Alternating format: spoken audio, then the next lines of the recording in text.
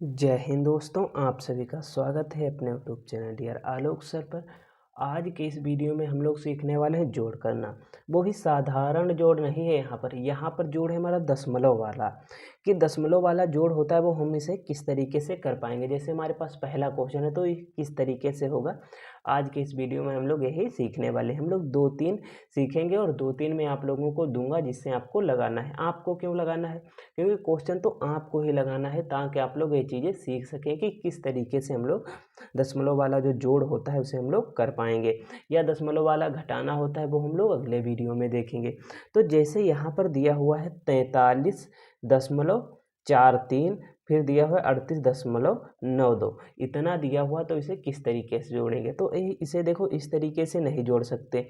तो क्या करेंगे, जैसे ये लिखा ऊपर वाली लाइन लिखी है हमारे पास, वैसी की वैसी लिख लेंगे। जैसे 43.43 इतना लिखा, ऊपर वाली लाइन लिख ली। अब यहाँ दूसरी लाइन में हमें कुछ करना है। क्या करना?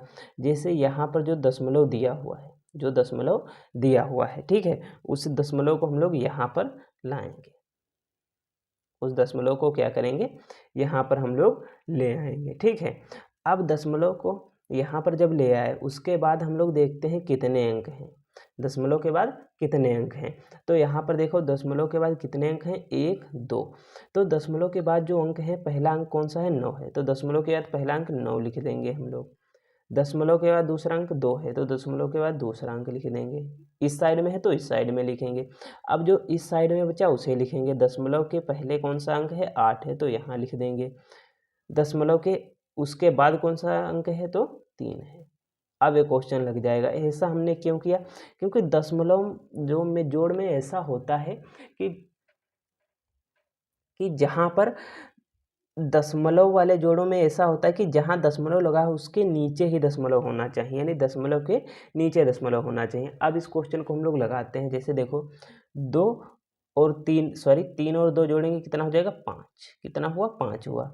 ठीक है, अब यहाँ पर 9 और 4 कितना होता है, 13। ठीक है, 13 का 3 लिखेंगे हम लोग यहाँ पर। अब यहाँ जो एक बचा क्या है, दशमलव को इधर जाएगा, बिल्कुल जाएगा, तो एक यहाँ पर आ जाएगा। जोड़ेंगे हम लोग, देखो 8 और 3 कितना होता है, 11 हमारे पास होता है। एक हासिल लगा था तो कितना हो जाएगा हमारे पास, तो 12 हो जाएगा। 12 का कितना लिखेंगे, 2 लिखेंगे हम लोग। हासिल लगा हमारे पास, फिर एक 4 और 3 7 होता है, और एक हासिल 8 हो जाएगा। जोड़ तो हमने लगा लिया। अब बात करें दशमलव की, तो दशमलव दशमलव और इसके नीचे यहाँ दशमलव आ जाएगा। ठीक है, दशमलव आ गया। देखो कितना आसान क्वेश्चन था। इसी तरीके से हम लोग कर पाएंगे। जैसे एक और क्वेश्चन हम लोग अभी देखेंगे, उसके बाद हम लोगों को पूरी तरीके से समझ में आ जाएगा कि हम लोग किस तरीके से कर पाएंगे। अब जैसे हमारे पास ये अगला क्वेश्चन, इसे किस तरीके से करेंगे देखते हैं। जैसे पहली लाइन हमने क्या बताया, पहली लाइन हमें वैसी की वैसी लिख लेनी। कितना, 45.92। तो क्या लिखना है हमें यहाँ पर, 45.9 और उसके बाद 2 लिख लिया हमने। अब यहाँ जो दशमलव लगा है, यहाँ दशमलव ये वाला लगा देंगे।